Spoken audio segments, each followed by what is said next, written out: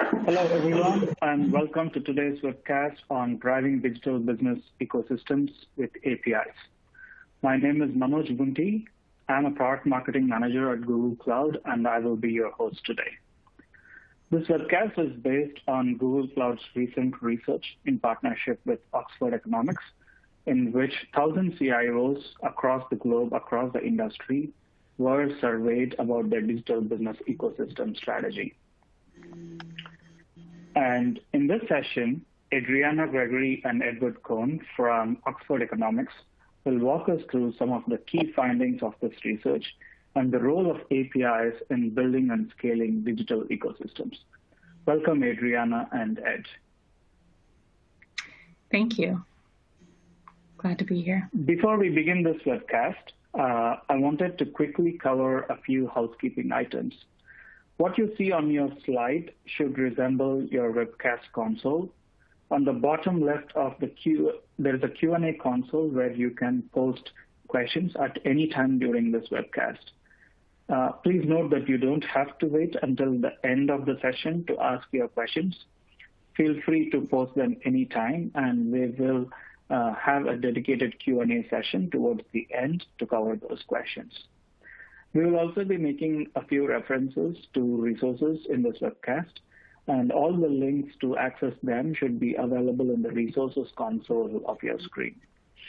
With that, let me hand it over to Adriana to get started. Great, thank you so much. And hello, everyone. My name is Adriana Gregory, as Manoj said. I am a senior editor at Oxford Economics on our thought leadership team, and I worked with Ed Cohn, our editorial director, on this research study. Hi, everybody. This is Ed Cohn. I'm the editorial director and tech practice lead, coming to you live from my in-laws' basement in Vermont. Great. So we're really excited to talk with you today about this research study, which is one that we found really important. To start out today, we will give you an overview of the program, why we did it, how we did it, and a look at how it might translate to your business. We'll also dive deeper into some of the research results and talk about things like how companies are approaching their business partnerships and adopting true digital business ecosystems, what technology and processes are needed to actually get full value from these business relationships, and how these things pay off. And we'll also use the last 5 or 10 minutes to answer any questions that you might have. You can submit those in the Q&A part of the chat, and we will be answering a lot of them at the end of this presentation. And our contact information for myself and for Ed is also available here. So if you have further questions about the methodology or any of the results, you can certainly get in touch with us there as well. And we're going to go fast because that's right. We have a lot of data to show you today. Yeah, we're going to try to follow. Yeah, we're going to try to follow a little narrative thread through a giant forest of data. Great. So I'm going to start off by just giving you the broadest overview of our methodology. It was really exciting that we got to talk to 1,000 CIOs from around the world and 7 industries. So this particular presentation will be focusing specifically on the results from the US and Canada. But the overview research report that's available in the resources window will show you the global results if you're interested in those. And there will also be fact sheets that are targeted to specific countries or industries if you're interested in any of those breakdowns in the sample too. I do want to pause and talk about when we conducted this study because, of course, we're in a very unique business landscape right now, and all of the research results have to be kind of put into that context. So this data was collected in early 2020, largely before the disruption from COVID-19. But the events that have followed have certainly colored how we've analyzed the results, and will be a big part of what they mean for you as well.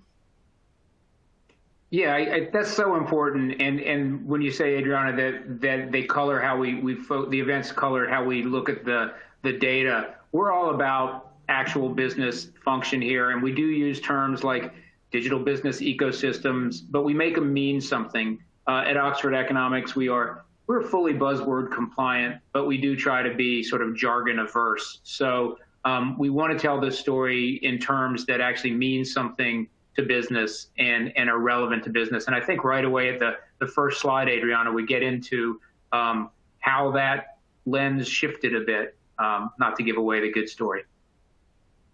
Right, sure. And, when we set out to do this, we wanted to get a sense of how business partnerships are deepening and how organizations are turning them into true digital business ecosystems. So that's a topic that we'll be covering broadly through this whole presentation. All right, and actually we start with a hypothesis that we set out to test, not prove. So the first thing we want to do is say, are they deepening? We think they are, and if so, how, why, and what's the payoff? Right. And we know, just I guess to spoil it, it is happening, and a lot of people are already getting value from these kind of deeper business relationships. And we actually identified one subgroup of respondents in our sample who are more advanced in this area. And I will note that even though the results from this study for this presentation are focused on North America, whenever we refer to this leader group, it's global. It's just a small number of leaders, so we can't break them into specific countries and have it be statistically meaningful. But hopefully, the results that you've got for that group are applicable everywhere. So this subset of CIOs come from companies that are further ahead than their peers in terms of developing partnerships for innovation. They are more likely to say that their external business relationships enhance digital innovation. They report that their key business partnerships are fully connected and collaborative, and that they are actively managing those relationships across the ecosystem. And finally, they describe their business partnerships as integrated, which means they have, continual close collaboration for the benefit of everyone in the network, rather than having, say, more transactional relationships with their partners. So you'll see results from this group throughout the presentation, and I'll call attention to it whenever those results come out. But basically, they're doing better in this area, and you'll also see that there are payoffs for doing these things well. Right. We were careful to not sort of lead people to answers. We didn't ask people about ecosystems, which we define as really the broadest network of relationships you might have in business, could not just with your partners and suppliers, but it could be your customers or on out to competitors in situations or regulators. We asked people more specifically about relationships a lot. We did use the phrase ecosystem, but we did want to be careful not to prejudice people in favor of the data as we thought it would emerge. Great. Okay, so let's jump into some of the overall results from the study. I know one of the early goals from our research was to understand how modern business partnerships are supporting innovation. So we've talked a lot about how that might be right now a manufacturer shifting to work more with a healthcare company to meet their needs, or a retailer maybe relying on a broader network of internal and external developers to quickly scale up an app or develop an app that's going to meet the market needs right now. So as you'll see in this section, these kinds of partnerships are becoming more common, and they're becoming more important to business strategy. But this kind of innovation isn't always just about product and service development. It's also about more operational issues. And actually, when we were first analyzing the results of this study, Ed and I both kind of passed over the efficiency and profitability stat, and we're more focused on, improving customer satisfaction or revenue growth, which came up as, top priorities, but less so than efficiency and profitability. But as COVID-19 emerged and we, recognized the situation that everyone was going to be in for for some time, we realized that efficiency had been the story all along. So as you can see, that's the top goal for the CIOs in North America in our study, and this is even before the pandemic hit. Yeah, it's not that we didn't take it seriously; we just sort of took it as a given. Of course, right. Of course, any responsible executive is going to say, "Well, we need to be more efficient in our operations." But that wasn't the glamorous story. If you think all the way back to January or February, that was sort of the given. And then, as Adriana said, the world shifted, and that became such a huge priority for the CFO reasserted herself, as it were, across the organization. And now we're all really laser focused on efficiency and productivity. Right. And that efficiency isn't just a broad strategic goal. We also asked respondents which best defines your organization's core goal for digital innovation, and it showed up there too. So in North America, 39% chose increase operational efficiency, and that's well ahead of the other goals that are listed here, like becoming an industry leader, keeping up with competitors, improving employee engagement, or solving big picture issues. Now, that's not to say that those things aren't issues at all, but maybe in this case, we were forcing them to choose one, and efficiency rose to the top of the list. Yeah, digital innovation sounds so glamorous, and again, if you're a shareholder or a CFO, there's nothing more glamorous than efficiency. But the fact that innovation is about making things run better before it's about these other things is all the more important now and probably for the months and years ahead. Right. So now we'd actually like to get your perspective on how you see this at your organization. And this is a question that comes straight from our survey. So we'll see how your results compare to what we saw in our sample. Maybe hard to pick just one, but we can try. And are we humming the Jeopardy theme or something while they're doing this, Adriana? You want to lead us through that? You start, and we'll see if I join. I won't inflict that on our audience. I will say, staying at my in-laws' house, I've heard it a lot recently. That's good. They're on Netflix now, so I have been watching. I won't tell.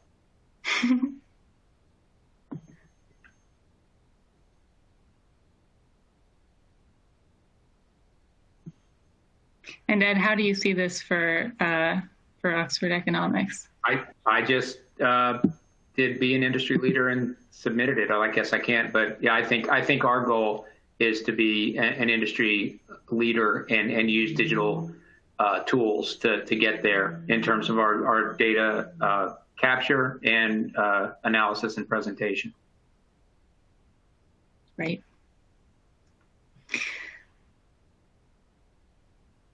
Okay, and let's move ahead to the results. Okay, efficiency coming up as a top result here too. 39% of you choosing that one. But competitiveness and becoming an industry leader also important. Mm-hmm. Someday I'd like to know what all of you who chose none of the above said instead. I would be interested to hear that. So feel free to put it in the Q&A or chat. Yeah, definitely. Yeah, well, maybe actually tell us in the chat. Yeah, that would be great. Okay, let's get back into the results. So these next two slides are really the foundation of our whole research study. We wanted to get a sense of how partnerships are changing, if the number of partnerships that an average business has is going up, and what those relationships look like. And we asked respondents to say how it's changed over the past 3 years and how they expect it to change over the next 3 years. And as you can see, 50% in North America reported an increase in the number of relationships and expect that to even increase more over the next 3 years. And we think that in general, probably the number of partnerships is going to get wider as organizations think creatively about how to navigate in this current business landscape. I think there used to be a kind of focus on efficiency and trying to be as streamlined as possible with your partnerships. Now people are seeing that kind of broadening out, having a more diverse range of partners can be a competitive advantage. So that's the number of relationships, but it's also that the nature of the relationships is changing. They're becoming deeper. The way that people work with other organizations is changing from kind of a transactional nature where they might just be, fulfilling the terms of a contract to something that's much more integrated and strategic. So that might be working closely together over a long period of time to develop products and services together in a way that benefits both of you. And you can see that the CIOs from North America are really expecting the depth of that relationship to increase over the next 3 years. So these two slides, Adriana, I think these are the proof of concept. These are the hypothesis testers of the first order, which is this happening? Is this phenomenon real? And I think the data show it's very real. People are partnering up with more people more deeply, and that allows us to continue the research or read the slideshow. Yeah, exactly. Just a quick look at how it breaks down in the US and Canada. Again, we have 350 CIOs from the US and 50 from Canada. So just want to give you a sense of how the trend breaks down. No major variances here, honestly, but just showing you that it is happening across North America. Okay, so we talked a few slides ago about how the number of partnerships is increasing. Now let's talk about who are involved in those partnerships. This is not an exhaustive list. We gave survey respondents a large number of options to choose from in terms of who they're working with, who their core partners are. And these are some of the top results. And as you can see, when we look at who respondents worked with 3 years ago versus who they work with today, there's a lot of growth in all the categories. And this was true not just for these four, but for the broad range. More are working with tech providers, more are working with partners and suppliers, developers, which could be internal to the organization or external and contract developers. Or it could just be other organizations within their own industry, which is perhaps one of the most interesting thing about these ecosystems, that you could even be bringing in competitors.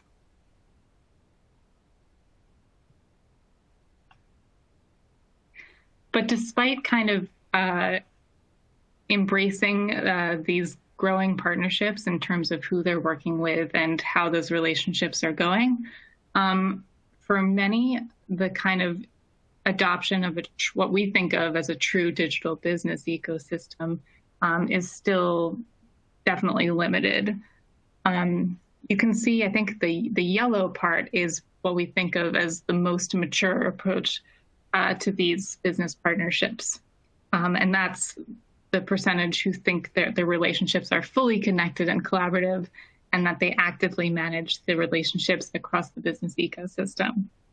So again, that's just a third of them, while well over half say they're working collaboratively, but maybe not making strategic decisions together, and 10% saying that their core relationships are still very separate and not seen as an ecosystem at all. So still a fair amount of work to be done in this area. Yeah, you get the 10% that's sort of a point-to-point connection, and then that majority, almost 60%, that I don't know, it's like it hasn't become self-aware, right? It's not there's not a consciousness of an entity, even though they are doing more than the point-to-point. They work collaboratively, but they're not a true ecosystem. It doesn't have that sort of organic nature to it. And that's the trend that we think should happen. Great. Okay, it's time for another poll question. And again, this is the question that you just saw straight from our survey. Which of the following best describes how your organization works with its key partners? So that might not be everyone that you partner with, but the main ones that are most critical to your business? Would you say that they're separate, that you work collaboratively, or that you're fully connected and collaborative and you see everything as connected across the ecosystem? I'm going to answer for Oxford Economics.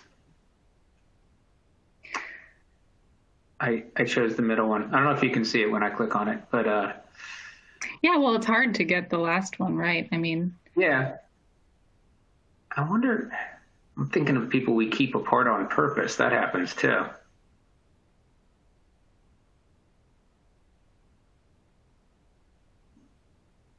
And now I'm hearing game show music from my childhood. I'm going to date myself, and I won't say quite how long ago that was, but I'm hearing the music from Match Game, which used to be on after school every day. It's back when there was school, people. All right, here are the results from that one. Okay, so a lot of people saying that you have separate relationships with your key partners and don't think of them as an ecosystem. All right, and 36% working collaboratively, 18% saying that you have fully connected and collaborative relationships. Okay, so regardless of where you are on the spectrum, I think there's a lot of lessons to be applied from this study about how to get the most value out of the business partnerships that you do have and try to connect them. Right, it's a journey. It's a journey. Right. Okay, back into the survey results. So as the last section showed, these trends in digital business ecosystems are happening. And we want to talk more about what it takes to actually get full value from them, which means sharing data and ideas in real time, collaborating, whether that's in person or virtually, and working together to move quickly to respond to whatever's happening externally or internally in your organization. And when we asked about what factors are most critical to making these relationships and ecosystems productive and valuable, APIs rose to the top of the list. These are, again, the results for North America, but it's a trend we saw globally. I think it was 51% across all countries. And, that is ahead of other things like establishing partnerships between IT and the business, or strong security practices, or data sharing. Although to a certain extent, APIs enable the other things on this list too. So it's interesting to think of in that context. Yeah, and Adriana, one thing to share with the group is we never discuss products or the vendor, the sponsor of the survey, anything like that.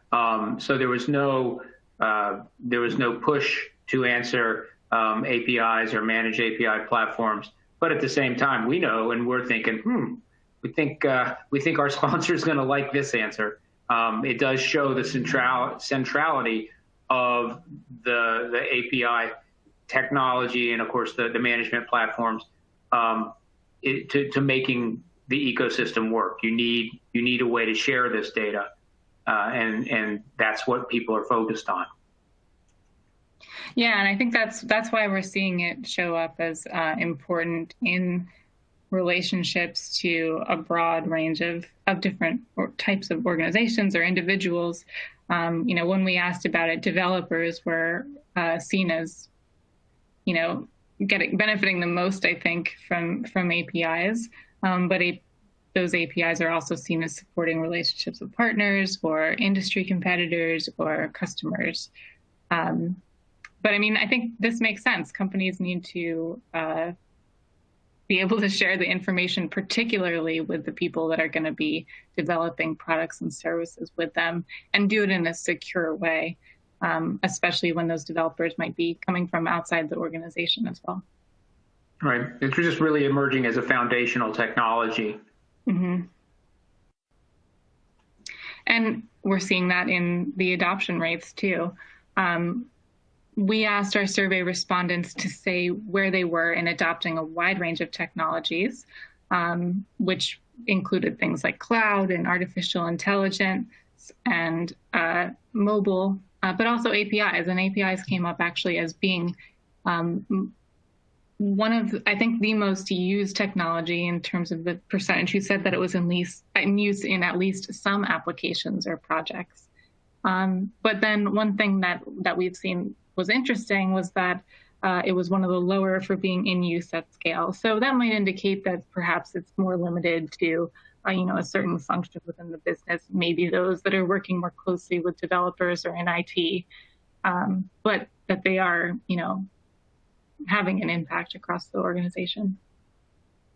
Yeah, and Adriana, you see the same with the somewhat further down the curve application of this technology with the management platforms that 11% are using it at scale, and then you have still a high number who are using them, but the maybe more mature adoption of the technology through having a platform to manage it is lagging at this point.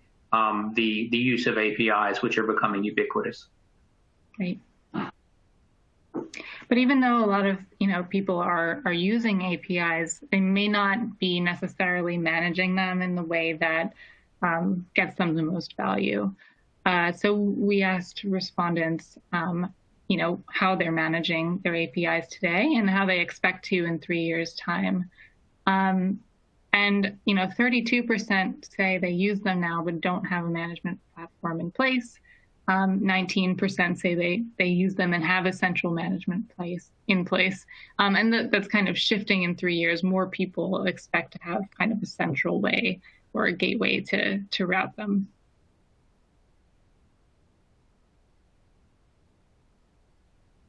And this technology is going to develop in parallel with others. That AI is a big focus for organizations right now. And that is expected to tie into APIs and ultimately kind of increase their effectiveness.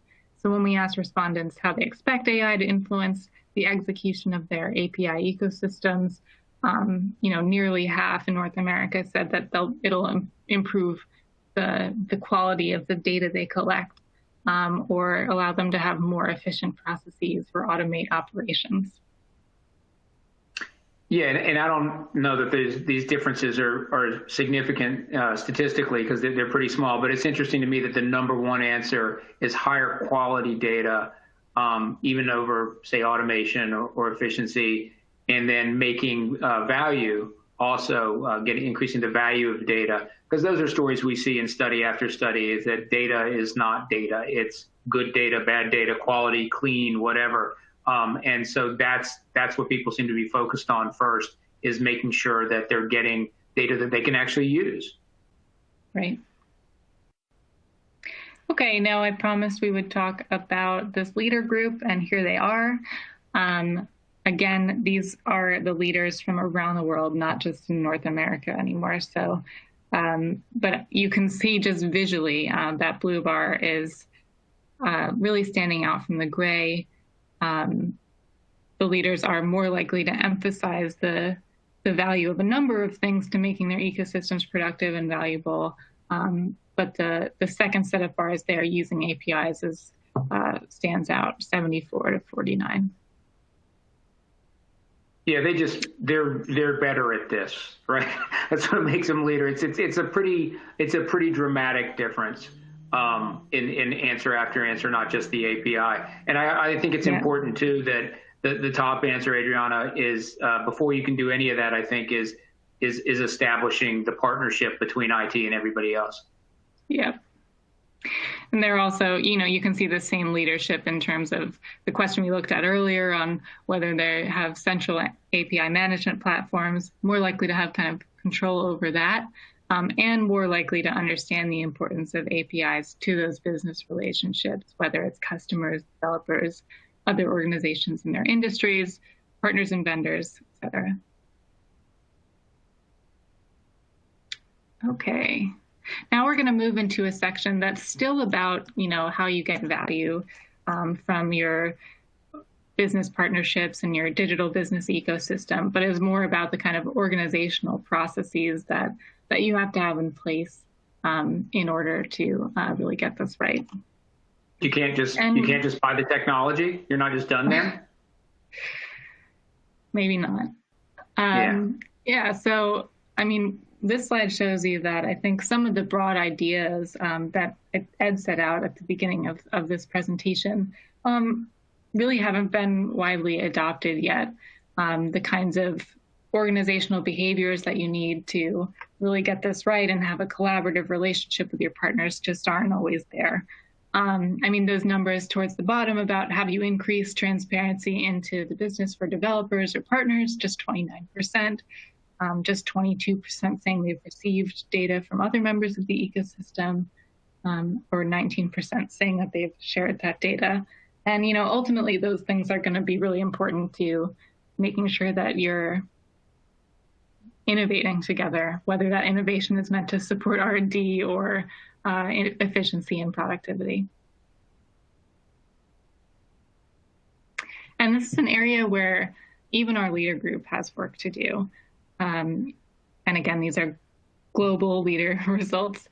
You can see they're a little bit ahead in terms of having increased transparency into their business relationships, but other areas, they're just on par with others or even behind them in terms of, you know, data sharing or increasing the collaboration that they have across the network.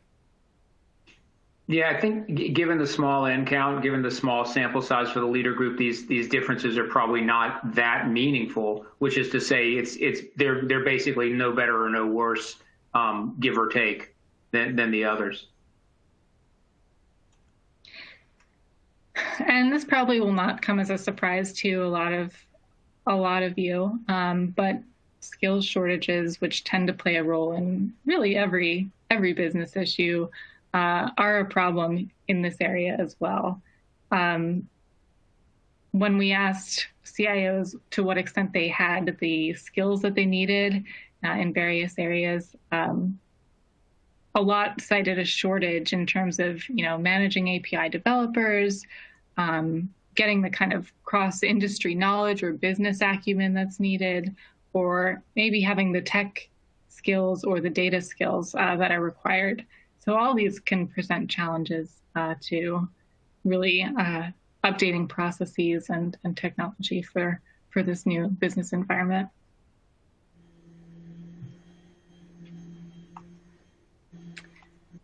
So went ahead too far there. So despite, you know, citing a pretty substantial shortage of skills gaps in a number of areas, many are not really taking the steps that they need yet to fill those gaps. You know, under half say that they're communicating more with employees about strategy or changing the types of skills that they pursue for job candidates. Or I think those last 2 points are really critical, providing financial support or incentives for employees to reskill or investing in that training yourself. So those things are going to be really necessary to getting the talent in place that you need. Yeah, that left-hand one, man, that's troubling. That we're talking about ecosystems and sharing data across this incredibly broad network of networks, and you have this real lack of communication of strategic priorities within the organization. So that need, you know, maybe HR is not getting the message from IT or vice versa. But there's some, you know, before you can, you got to walk before you can run. Right.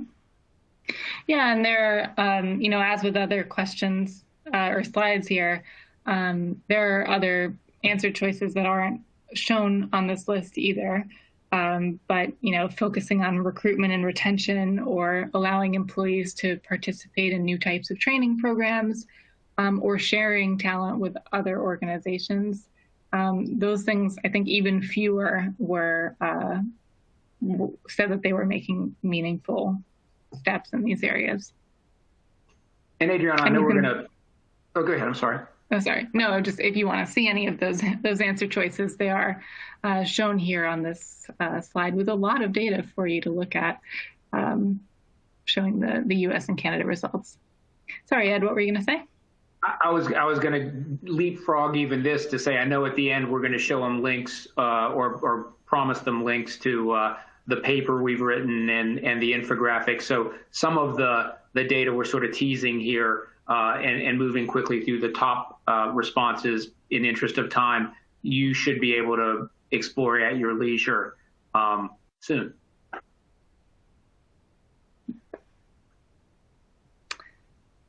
Okay. How digital business ecosystems pay off. So in this section, we're going to focus broadly on the overall survey population, but also take a closer look at that leader group that we've been talking about and show how the stronger strategies in these areas are translating into business results. And I will say that even though we can see kind of correlations between performance and behaviors here, we can't prove causation in this case. Ed and I both work with a lot of economists, so that idea has been drilled into us. But yep. But still, I think there are some suggestions in the data that show that getting this right is valuable. Yeah, the correlation is strong. You want to be in the leader group, whether it's cause or effect, but without time series data, the economists won't let us say it's causal. Right. Okay, but here's a look at how things are playing out for the overall survey, or the overall North America sample, not just the leader group. We asked to what extent your business relationships and ecosystems support the following business goals, and or how much they're expected to support those goals in the next 3 years. And the numbers, I think, are really high, with CIOs saying that they expect those relationships to support customer satisfaction, financial performance, innovation, and then all the way down to agility, which is last on this list, but it's still a quite high number at 63%, saying it's substantially or highly important. So all of these things, I think, are, they were important when we first started analyzing the data early in the year, but a few of them have become even more critical, like market intelligence to understand, the changing conditions around you that help you respond, agility to actually, make those changes quickly, and of course, the innovation and customer satisfaction that you need to, stay competitive in the long term. Yeah, and Adriana, the data set, the charts are static, but the real world is dynamic. And so customer satisfaction and engagement may not even mean the same things for a lot of companies today that they did in January, right? Or even in March. The world changes rapidly, and that's why you need that agility. That's why you need that intelligence to respond, not just to 5 minutes ago's version of what the customer wants, but the way the customer is able to be served now, because that's changed so dramatically. Right. And presumably the free flow of data across an ecosystem is going to make that happen a lot more efficiently.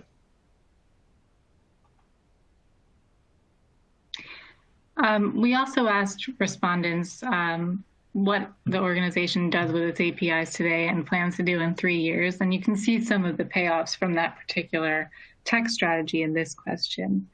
And while a lot of them are focusing on security or using them to improve data analytics or connect applications, there are areas where, there's definitely room for growth, like empowering developers or generating revenue from APIs. Okay, we've just got 2 slides left and about 2 minutes to cover them, so that works out. Here are the leader results that we think are most relevant to what's happening right now. When we look at the results from the leader group in terms of how effective they are in various areas, those leaders were more likely to say that they're highly effective in terms of supply chain flexibility, relationships with customers, readiness for regulation, and understanding market conditions, all of which are going to be really important right now and always. But especially, you can see how supply chain flexibility would be really valuable for, an organization trying to make sure that they got the necessary resources to the right healthcare partner or paper goods to the right retailer. And there's a financial payoff too, or at least, again, the suggestion of one. When we look at the kind of business results among the leader group, we're seeing just stronger results in general. So 96% of the leader group in our survey reported stronger customer perception of their brand than they're compared with their industry peers versus just 41% of the non-leaders. And the same thing held true for employee brands. So 95% said that it was a strong perception compared with industry competitors versus 53%. And on the right-hand side, the average revenue growth reported over the past 3 years was just a bit higher among the leader group than it was among everyone else.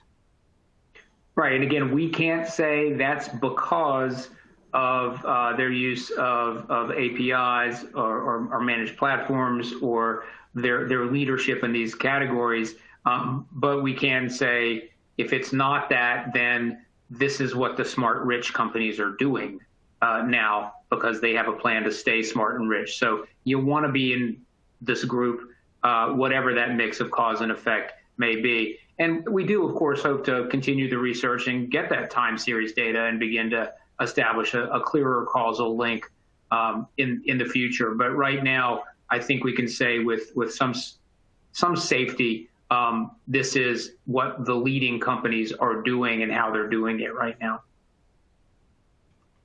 Right. Okay. So thanks for staying with us throughout the results presentation. We now have a few minutes to talk through any of the questions, and I see that some have come through in the chat. And as we said at the start, if there's anything that we don't get to or something that occurs to you after we get off of this presentation, you can certainly reach out to us. Or maybe you'll find what you're looking for in the resources, which have the report and will ultimately kind of lead you to some of the other deliverables that are coming out. Thank you, Adriana and Ed. We do have a few questions, so let's take the questions now. The first question is, what do you see as the biggest reason for an enterprise to invest in ecosystems? The biggest reason. Yeah, I think sorry, go ahead. I want to hear your answer. Well, I mean, I think what we've seen in the results, just kind of the last slides that we were showing, I think the kind of flexibility and agility that you get from broadening your network can only be valuable. Extending the kind of capabilities that you have inside your organization can help you find what you need to respond to a new challenge or, a crisis like the one we're in. I totally agree. The world is just too complex and dynamic to think that you can do this by yourself, or you can even do this with an old school point-to-point relationship. You need to be able to share information back and forth with everybody that you work with. I think that's a really good answer. Sure. And the slide that you just shared before taking the questions, it also directly talks to some of the financial benefits that enterprises can directly see from an ecosystem strategy. That is probably one more reason why they should continue to invest in this. Sure. Yeah, exactly. I think that kind of responsiveness that Ed and I talked about ultimately does flow through to have, tangible results in terms of, just better customer satisfaction or employee satisfaction, and ultimately financial performance as well. Right. Sure. The other question we have is, how does a new trade deal affect business-to-business relationships? Maybe this is a very generic question, not related to the survey, but if you have any opinion on that.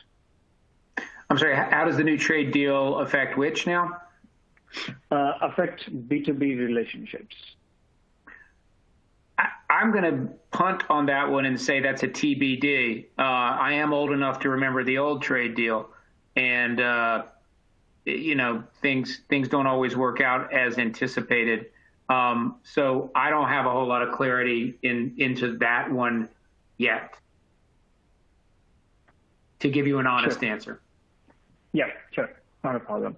The other question we have is how important are APIs to help stay competitive?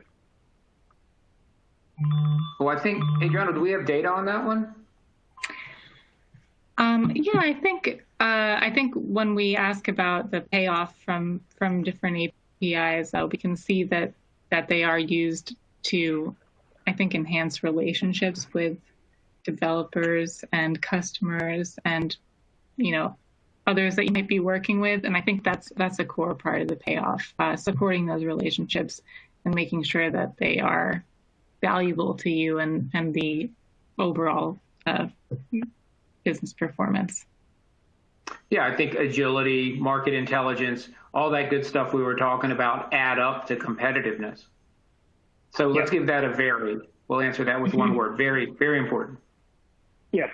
APIs typically help you build a great developer ecosystem outside of your organization so that developers who are not only inside your organizations, but also those who are outside the organization are also helping you to drive innovation for your business. And at the same time, when you have a great ecosystem of partners and suppliers for your organization, and if those relationships are powered by APIs, then the ease of communication and collaboration with those partners is much more easier. That helps you stay ahead of your competitors. The last question that we are able to take is, do you see similar trends going in other regions as well outside of North America? Yes. So a lot of these North America results really just track the global total. And again, we had representation from countries in Europe and Asia Pacific as well. And yeah, these are trends that we're seeing happen across the world and across industries. So of course, priorities can vary a little bit, especially when you get into the industry differences. But in general, yeah, a lot of consistency there.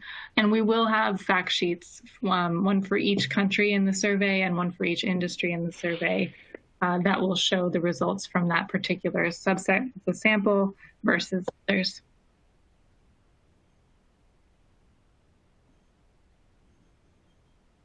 Okay. Sounds good. That is all the questions that we are able to take right now. Please don't forget to tune into our next webcast coming up on 30th of July. With that, let me close it off, and feel free to download all the resources that are available in the resources console of your screen. It includes an interactive web infographic where you can play around with the data. You also have country-wide regional breakdowns as well as industry-wide regional breakdowns of the research that we conducted. Hopefully, you will find that information very valuable.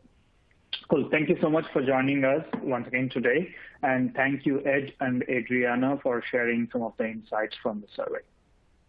Of course. Thank you. Thanks everyone. Thank you.